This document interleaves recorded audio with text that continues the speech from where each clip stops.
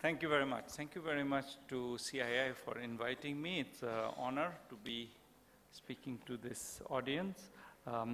So I want to echo a point Mr. Narendran made, which is that we're in an interesting point in history. I mean, I think there is a sense in which the people seem to be,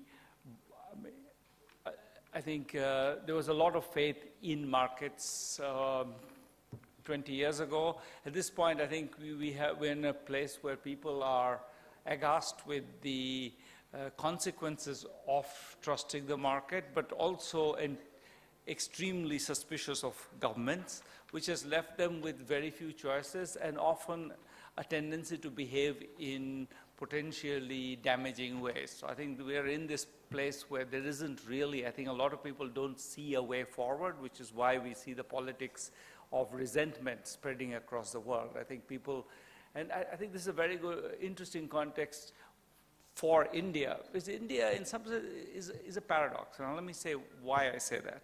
So at one level, India seems to be set up to do good social policy. We are certainly one of the most, we have lots of social problems. We also have a long tradition of civil society activism. We have, I think, a CSR law that's unique in the world.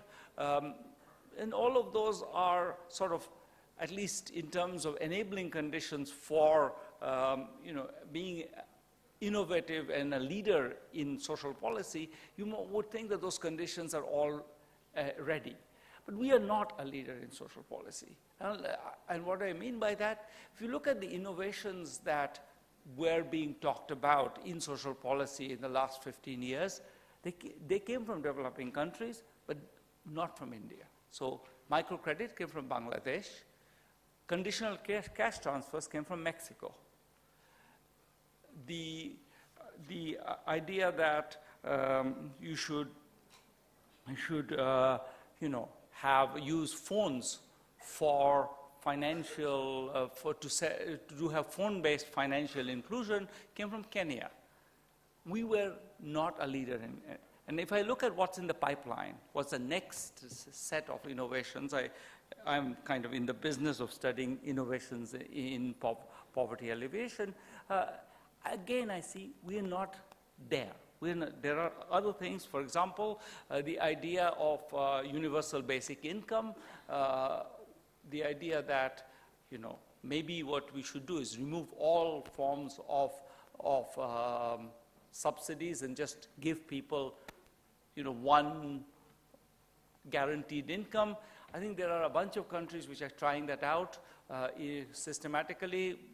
I'm involved in one very large one in Kenya. We are not doing that. So if some country again comes to the fore, it's not going to be us. If I look at a very similar but philosophically different approach, BRAC has this model called the ultra poor program, which is the idea that what you should do is to help the poor is give them an asset and some training. I'll talk a little bit about that in a bit. This model is now being replicated in many countries. And again, if it becomes a world standard, it will have come out of Bangladesh and not out of India. So in some ways, I think it's interesting that despite our many advantages, we are not a lead. I think I would say there's no great innovation in social policy that we associate with India. And that sort of makes it it's an interesting question, why?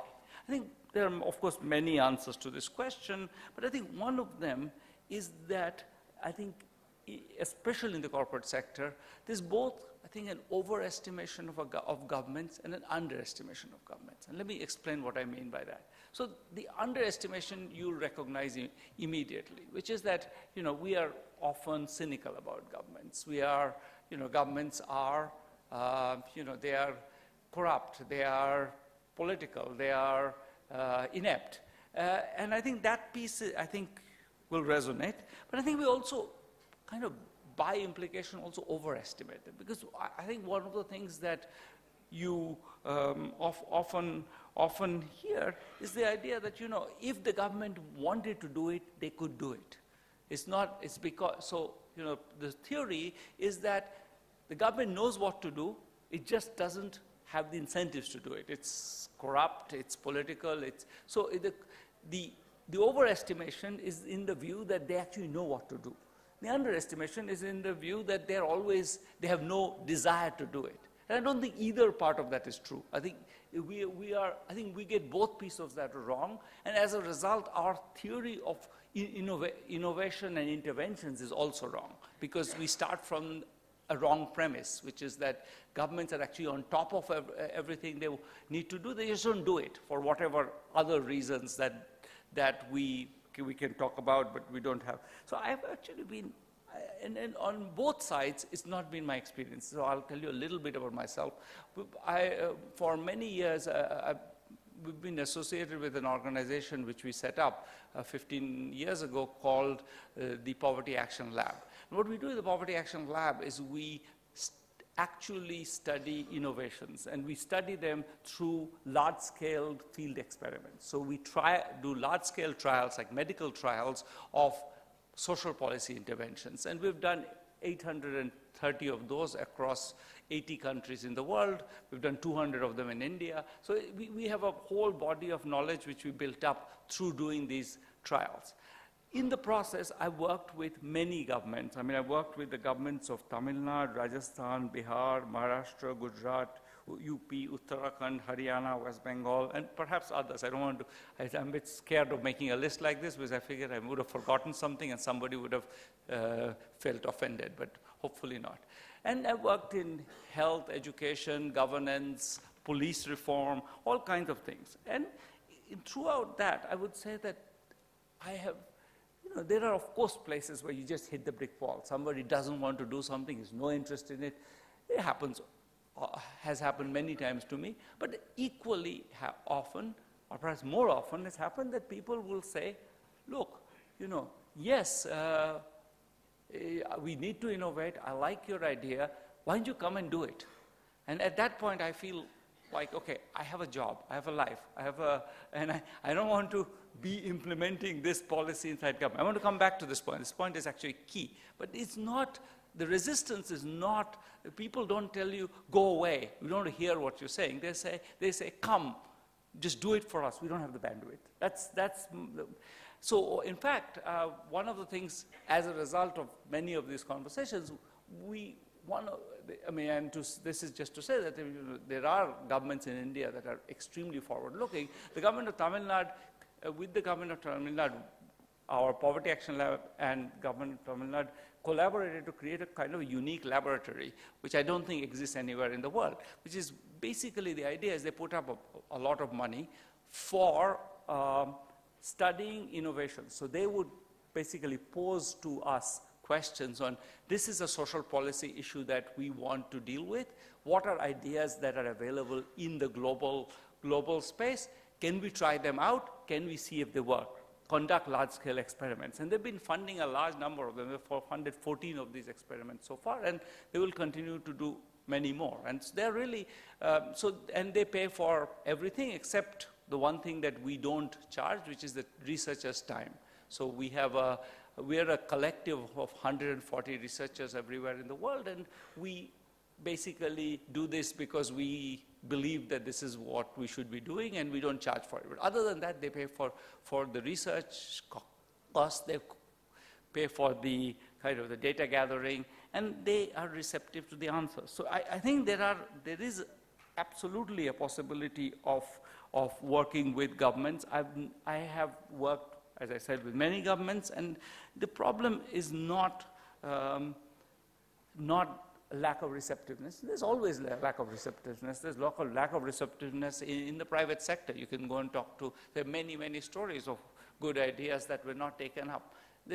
But I don't think this is particularly a structural problem of governments. Where I think the problem, as I see it, is that the government is not a great place to innovate. I've been studying for 20 years now, and one of the things that you may not have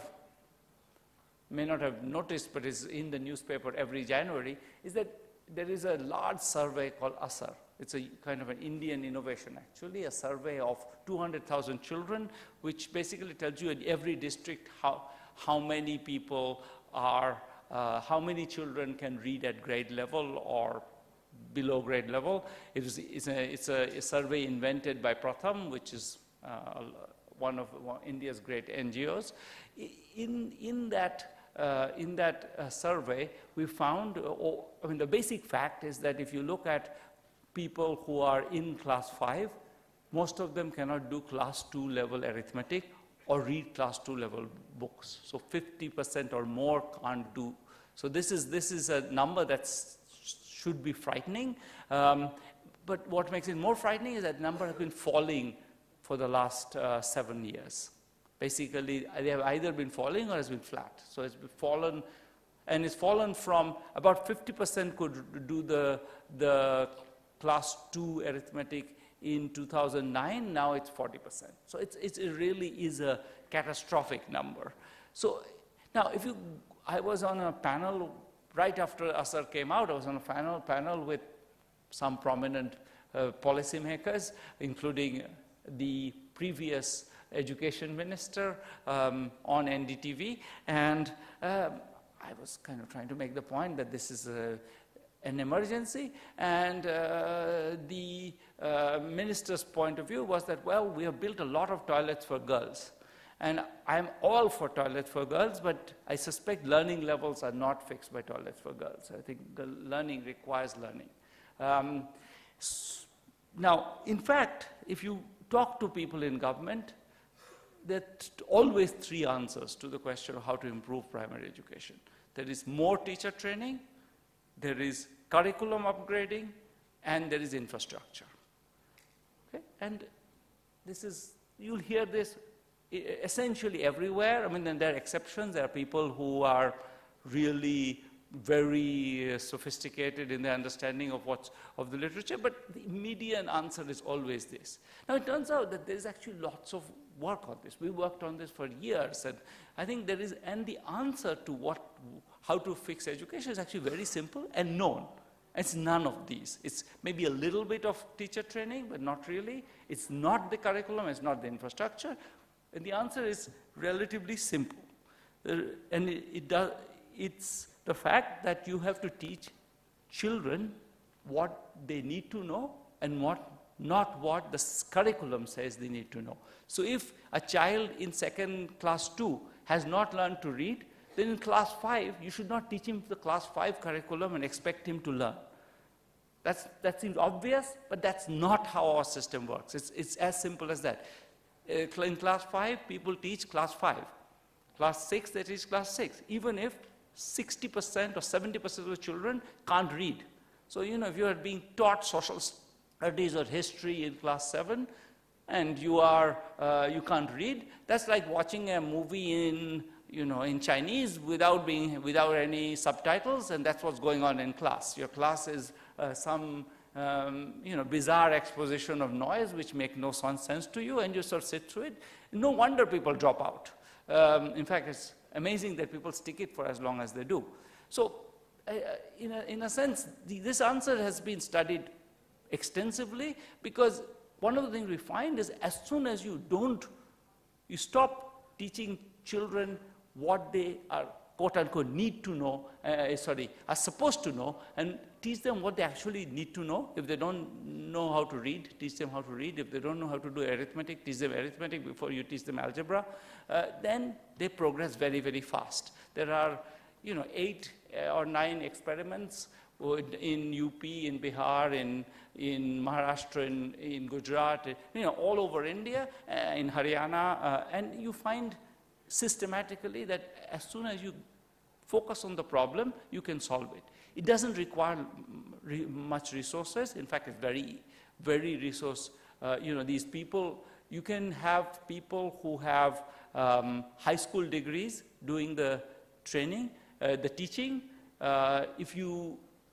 These people can have as little as, they can be unpaid volunteers, they can do it. The training can be 3 days. Roughly, the training that's usually done is 3 days. Roughly, the mandated amount of training per month is about 3 days in India now for teachers, whereas this is 3 days of training total for people who have never taught before will do better than the teachers in the system. This is not because the teachers of the system are not competent. It's because the system has a clear view of what it's supposed to do. Now, if you try to say that, look, this makes no sense, then you get two answers. One is that this is, yes, but this is not how we do things. The school is organized by class. How can we teach a fifth class 5 student class 2 material? He's in class 5. So it's just sclerosis. And the second answer is, how could you expect us to cut the standards? Shouldn't we teach the children the best they can learn? Well, the answer is they're not learning anything. So you could actually teach them something if you were flexible enough to attend to it. But of course, if you could also hold to the view that this is the curriculum is God's truth, and then you can stick to it. So I give that as an example of something that's, in a sense, very solvable. Doesn't get solved because of a combination of inertia and ideology. Let me give you another example. 2 minutes? Yeah. So one of the things that is changing very fast in India right now is sort of how we do social, how do we do transfers. We used to be violently against any kind of cash rewards to people. That was real. I mean, I would go and say, why don't you give people cash? And the answer is, no, cash is not okay. They'll drink it up. Now, of course, we moved to direct benefit transfers, and that's the new fashion of the day. I'll say something about it in a minute, whether it's a good idea or a bad idea. But most importantly, this move has become the new orthodoxy. So I think it's we move from saying, let's not do cash to do cash, and without really examining what the alternatives are. In particular, I think two questions we should have asked and should ask. One is, how often should we give people money? So should we give people money, once a month, or once a year, or once in 3 years? The reason that makes a difference is that you can, if you give people, 300 rupees a month, that money will, it'll get spent. I'm sure it will be spent in a way that's perfectly valuable, but you cannot turn that into an asset. Whereas if you give people the worth of 3 months, 30 months of 300 rupees, that's a lot more money, and with that they could buy something that would actually be more valuable to them, something that could start a living. The second question we should ask is, should we give people cash and walk away, or should we actually encourage them to do something?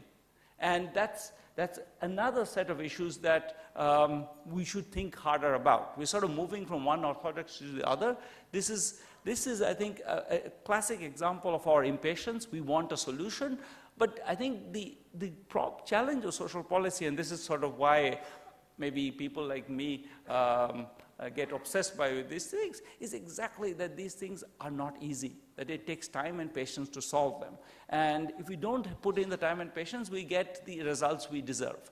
And I think here, again, we're, making that mistake. We're not asking the question, what's the best way to use it? I'll tell you why I'm particularly concerned. So I told you a little bit about one of the innovations that I think is coming down the pipeline is this program that BRAC, is a Bangladeshi NGO, innovated. It's called the Ultra Poor Program. And the Ultra Poor Program, because they innovated it originally, because they were trying to figure out what to do about people who are so poor that microcredit wouldn't touch them.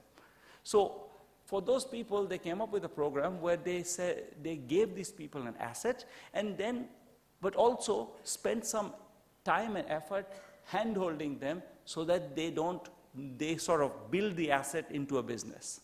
So not only give them some money to buy, let's say, trinkets to sell in the village, but also show them where to buy it. Take them to the place where to buy it, make sure that they know what the price is, show them which bus to take to go there, etc. So they did all of that hand-holding. And with that, the results are kind of dramatic. If you look at these people who get the assets and the hand-holding, if you look at them We've now been tracking these people for 7 years, and this was done as randomized control trials, so experiments where villages were chosen at random to either get this program or not get this program. And you can see that where they got this program, these people are now, 40, 50% richer relative to people who were similar to them at the beginning of it. They are much richer. So this program, and this is durable, it gets better, getting better and better. They started 20% richer, now they're 40% richer. After 2 years, they were 20% richer. After 7 years, they're 40% richer. So they're actually, it's a very durable and very successful intervention. However, one thing that we did is in one particular place, we also instead of giving them the asset and the hand-holding, we just gave them the asset. And when you do that, you get nothing. So in other words, there is reason to try to think about exactly how to design these things. These things are not easy to, they don't just, okay, fine, let's give them the asset, or let's give them this, or give them that, or give them a direct benefit transfer. I think each of these are design choices we make in these are crucial. If we don't make the right design choices, we'll get a bad program, then we'll regret it later.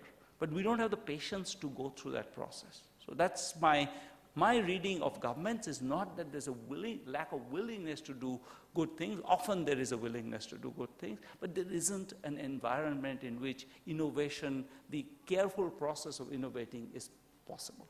If you take that point as a point of departure, I think you can see why CSR can be much more valuable than the money you put in. I think there are 3 things that are involved in innovation. The first is that you have to a proof of concept.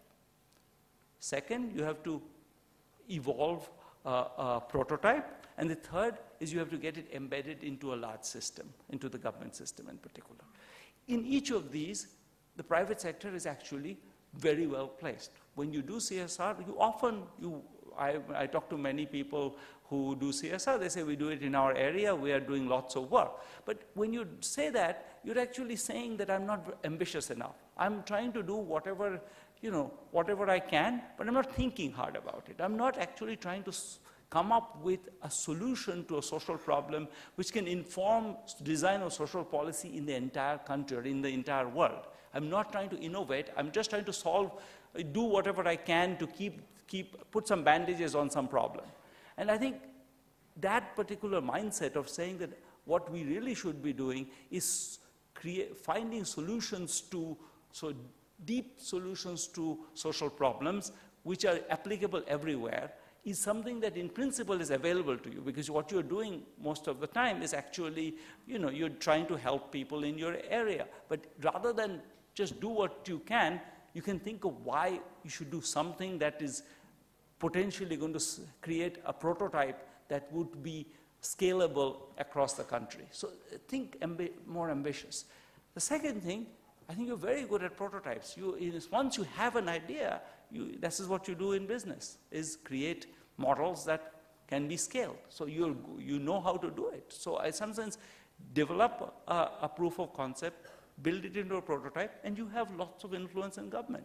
So I think that one thing that's missing in this story is, of course, you need some validation, because if not, people will say that, why is the government following the prototype developed by company X or Y?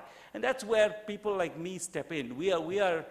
Our organization exists to validate solutions, to be kind of objective, provide objective evidence on whether solutions work or not. So I think the environment exists. I think we are in a place where we could be, the CSR could be extraordinarily valuable. And it's valuable precisely because the government actually has money, it can spend it. What it cannot do is innovate and find the right solution. It's not designed for that. So I think what the private sector can do most valuably is use its resources strategically as an innovator to find solutions to problems. We can be the world leader in social policy. I think we have everything going for it. We just haven't taken that bull by the horn.